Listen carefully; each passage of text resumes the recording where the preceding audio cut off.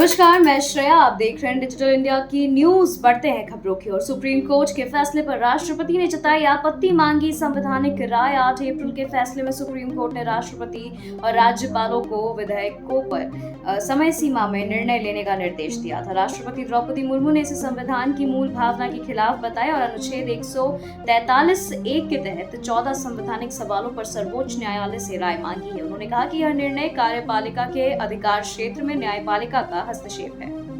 हम पहले भारतीय हैं। ऑपरेशन सिंदूर में शामिल कर्नल सोफिया के पिता का गर्व। मध्य प्रदेश के एक मंत्री द्वारा दिए गए विवादित बयान के बाद कर्नल सोफिया कुरैशी के पिता ताज मोहम्मद कुरैशी सामने आए हैं। उन्होंने कहा कि उनकी बेटी ने पाकिस्तान की झूठ को बेनकाब किया और देश के लिए बहादुरी से खड़ी रही। उन्होंने साफ कहा कि उनकी प्राथमिक पहचान भारतीय है, धर्म या जाति बाद में आती है।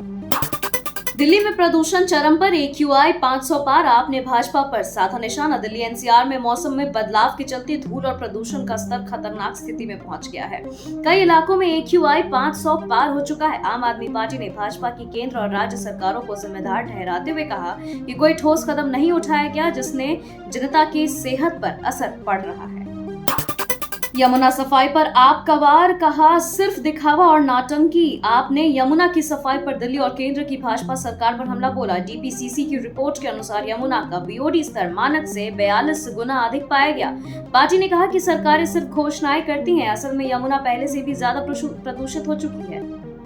मेयर की विवादित टिप्पणी। कूड़े के पहाड़ हैं पाकिस्तान जैसे। दिल्ली के मेयर राजा इकबाल सिंह ने ओखला लैंडफिल साइट के निरीक्षण के दौरान पाकिस्तान की तुलना दिल्ली के कचरे के पहाड़ों से कर दी। उन्होंने कहा कि जैसे पाकिस्तान आतंक फैलाता है, वैसे ही ये कचरे के पहाड़ दिल्ली में बीमारी और बदबू फैला रहे हैं। जल्द ही इनका समाधान किया जाएगा। JNU ने तुर्की यूनिवर्सिटी के साथ समझौता किया रद्द। कहा राष्ट्रहित सर्वोपरि।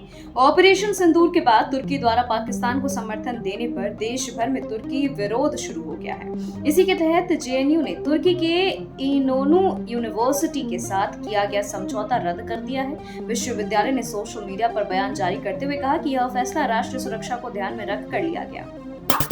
अखिलेश यादव का बीजेपी पर तंज। जश्न जीत का हो, सीज फायर का नहीं। बीजेपी द्वारा तिरंगा यात्रा निकालने पर समाजवादी पार्टी प्रमुख अखिलेश यादव ने सवाल उठाए। उन्होंने कहा कि जश्न तब होना चाहिए जब दुश्मन पर निर्णायक जीत मिले, न कि जब युद्ध विराम हो।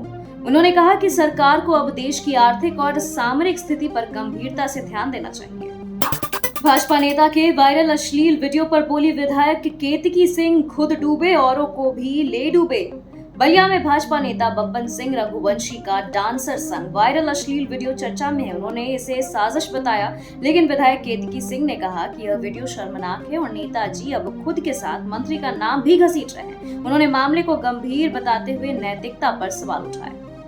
ऑपरेशन सिंदूर की सफलता पर योगी कैबिनेट ने पास किया अभिनंदन प्रस्ताव। उत्तर प्रदेश की योगी सरकार ने प्रधानमंत्री नरेंद्र मोदी और भारतीय सेना को ऑपरेशन सिंदूर की सफलता पर धन्यवाद दिया। कैबिनेट ने प्रस्ताव पास कर कहा कि यह मिशन देश की सुरक्षा के लिए भारत की मजबूत प्रतिबद्धता का प्रतीक है और इससे आतंक के खिलाफ हमारी दृढ़ता भी जाहिर होती है।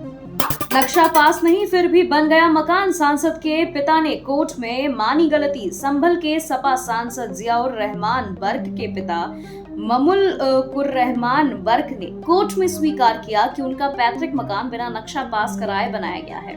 उन्होंने विलंब शुल्क के साथ नक्शा पास कराने की मांग की, लेकिन कोर्ट ने पूछा कि जब भवन उनके नाम पर दर्ज ही नहीं है तो वे आवेदन कैसे कर सकते हैं। खबरों के सिलसिलों में फिलहाल इतना ही। बने रहे डिजिटल इंडिया न्यूज के साथ। नमस्कार।